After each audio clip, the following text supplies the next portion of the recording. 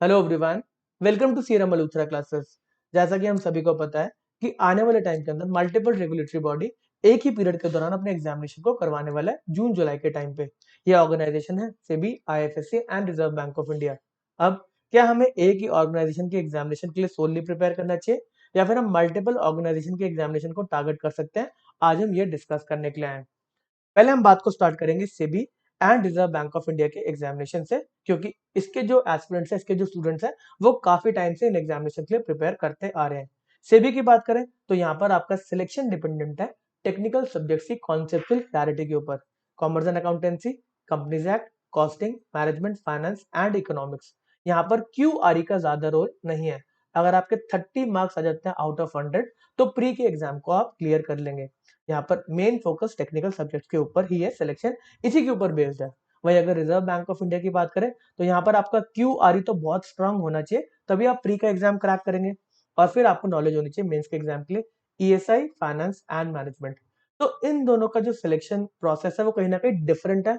तो मैं आपको रिकमेंड नहीं करूंगा कि आप इन दोनों एग्जाम के लिए साथ में प्रिपेयर करें, क्योंकि एक ही टाइम पीरियड के दौरान ये एग्जामिनेशन होने वाला है। बट अगर आप बहुत टाइम से इन दोनों एग्जामिनेशन के लिए साथ में प्रिपेयर करें, आपको लगता है कि आपकी प्रिपरेशन एक सही लेवल पे चल रही है, तो आप दोनों एग्जाम में अपीयर कर सकते हैं। अब यहाँ पे एक थर्ड एग्जामिनेशन की एंट्री होती है, वो है आईएफएससी। आईएफएससी की बात करें तो इन तीनों एग्जामिनेशन में से इस आईएफएससी ऑर्गेनाइजेशन की रिक्रूटमेंट आउट हो चुकी है, जिसमें जो एक बुरी बात है वो है वैकेंसी का नंबर। टोटल 10 वैकेंसी आई है, जिसमें 2 रिजर्व द लीगल स्ट्रीम के लिए, तो 8 वैकेंसी जनरल स्ट्रीम की है। अब ये वैकेंसी का नंबर कहीं ना कहीं बहुत ही कम है, अगर आप सेबी और रिजर्व बैंक ऑफ इंडिया की एक्सपेक्टेड वैकेंसी से कंपेयर करें तो। अब जो एक बेस रह जाता है ना आपका, जब वैकेंसी का नंबर कम होता है तो एक सिलेक्शन का बेस रहता है। नो डाउट आपके एफर्ट्स तो रहते ही रहते हैं, साथ में थोड़ा सा लक का फैक्टर भी इन्वॉल्व हो जाता है। जो लास्ट ईयर भी स्टूडेंट सेलेक्ट हुए थे, उनसे भी मेरी बात हुई थी, तो कहते सर थोड़ा सा लक का फैक्टर तो इन्वॉल्व था। सबने मेहनत तो करी थी, बट कुछ क्वेश्चन हमारे सही हो गए, इसलिए हमारा इंटरव्यू लग गया। अब आईएफएससी की अच्छी बात करें तो इसके अंदर जो एलिजिबिलिटी क्राइटेरिया वो कहीं ना कहीं लिबरल है सेबी और रिजर्व बैंक ऑफ इंडिया से। यहाँ पर आपका एलिजिबिलिटी क्राइटेरिया में लिखा, अगर आपके पास बैचलर्स डिग्री है किसी भी डिसिप्लिन के अंदर तो आप एलिजिबल है।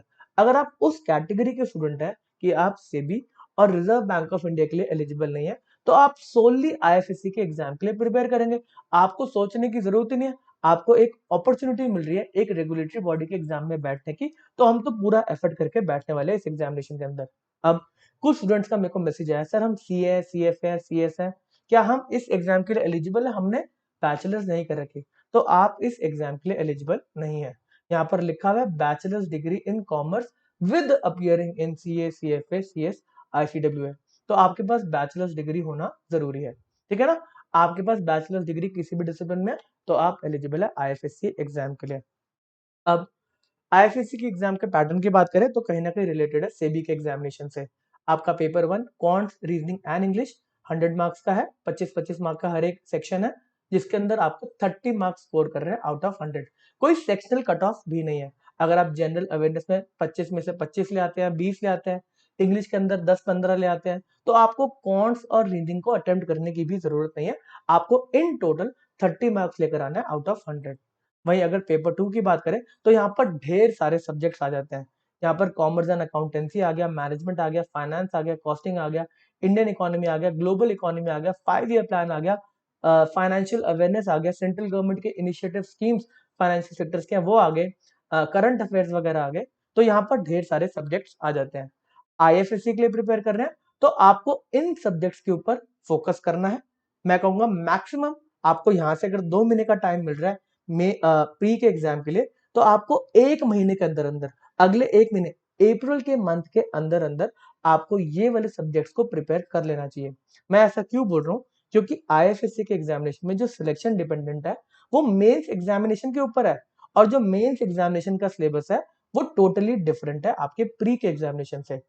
आपके मेंस के एग्जामिनेशन में अच्छे मार्क्स आएंगे तभी आपको इंटरव्यू के लिए शॉर्टलिस्ट करा जाएगा, और फाइनल सिलेक्शन में भी ये मेंस के जो आपके मार्क्स है वो रोल प्ले करेंगे। अब अगर हम दूसरे एस्पिरेंट्स की बात करें, आप सेबी के एग्जाम के लिए प्रिपेयर कर रहे हैं, तो कहीं ना कहीं आईएफएससी के प्री के एग्जाम को आप बिना प्रिपेयर करे क्लियर कर सकते हैं। आईएफएससी के प्री के एग्जाम में आपको पढ़ के जाने की जरूरत नहीं है। आप अपनी सेबी के अंदर जो आपने नॉलेज को गैदर किया है उस बेसिस पे आप आईएफएससी की प्री के एग्जाम को क्रैक कर सकते हैं, नो एक्स्ट्रा एफर्ट्स रिक्वायर्ड। अगर आरबीआई के स्टूडेंट्स की बात करें तो आपने भी फाइनेंस मैनेजमेंट, जो गवर्नमेंट की स्कीम्स है फाइनेंशियल सेक्टर की, इकोनॉमिक एंड सोशल इश्यूज, उसको आपने प्रिपेयर कर रखा है। तो आपको एक आधा सब्जेक्ट अगर आप और पिक कर लें, चाहे कॉमर्स एंड अकाउंटेंसी या फिर कॉस्टिंग, अगर आप इन दोनों में से एक सब्जेक्ट को पिक कर लें तो आपके लिए आईएफएससी का प्री क्लियर करना कोई बड़ी बात नहीं, आसानी से क्लियर हो जाएगा। सिर्फ एक सब्जेक्ट आपको और प्रिपेयर करना पड़ेगा, बाकी इजीली इसके प्री के एग्जाम को आप क्रैक कर सकते हैं। अब मुद्दे की बात आती है मेंस का एग्जाम आईएफएससी का। सेबी का एस्पिरेंट सेबी के एग्जाम के लिए प्रिपेयर कर रहा है मेंस के लिए। रिजर्व बैंक ऑफ इंडिया का एस्पिरेंट आरबीआई का जो मेंस का एग्जाम है उसके लिए प्रिपेयर कर रहा है सोलली। और आईएफएससी जो सोलली प्रिपेयर कर रहा है उसको तो और कुछ दिख ही नहीं रहा, वो तो आरबीआई सेबी के बारे में सोच ही नहीं रहा।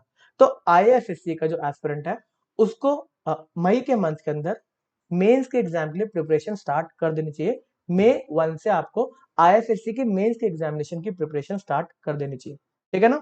साथ में थोड़ा सा फेज 1 का भी रिवाइज करते रहना, बाकी प्रिपरेशन आप मेंस के लिए करेंगे। अब आता है सेबी एंड आरबीआई का स्टूडेंट। जी आपको आईएफएससी के एग्जाम के लिए प्रिपरेशन नहीं करनी चाहिए।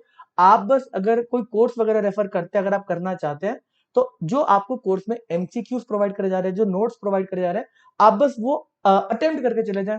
एक बार बस प्लेन रीड कर लें, बिना ज्यादा एफर्ट करें। आप इसके अंदर जो भी मटेरियल प्रोवाइड करा जा रहा है उसको एक बार देख के चले जाएं, और थोड़ा सा क्या कहते हैं लक के ऊपर इस एग्जाम को देख रहा है। ये मेरा आपको एक क्या कहते हैं सजेशन है। जो लास्ट ईयर एग्जामिनेशन को क्रैक करा था जिन्होंने आईएफएससी का, उसमें काफी students reserve bank of India के लिए एग्जाम के लिए जो प्रिपेयर करे थे वो थे। तो इन्होंने काफी इंफॉर्मेशन जो गैदर करी थी इंडियन मार्केट के रिस्पेक्ट में फाइनेंशियल वर्ल्ड की, वो हेल्प करी थी एग्जामिनेशन में। प्लस थोड़ा सा हमें आईएफएससी रिलेटेड अगर नॉलेज है तो इस एग्जाम को क्रैक किया जा सकता है। तो ये स्ट्रैटेजी मेरी है आप सभी के लिए। अगर आपको सही लगती है, आईएफएससी के रिस्पेक्ट में हम आगे कोर्सेज भी लॉन्च करेंगे, पेपर 2 के रिस्पेक्ट में भी। और अभी के लिए भी इसका फुल सेशन चलेगा जो स्पेसिफिकली आईएफएससी के एग्जाम के लिए प्रिपेयर कर रहे हैं। अगर आपको कोई डाउट्स वगैरह आते हैं तो मेरे एप्लीकेशन पे जाके आप मुझे रीच आउट कर सकते हैं। इन दोनों एग्जामिनेशन का आईएफएससी के रिस्पेक्ट में जो दोनों पेपर है वो मैंने आंसर की है, मेमोरी बेस्ड क्वेश्चन, वो मैंने अपने टेलीग्राम चैनल पे शेयर कर दिया, आप जाके उसको भी चेकआउट कर सकते हैं। इस सेशन को हम यहीं पे रोकेंगे। Okay tata, bye bye.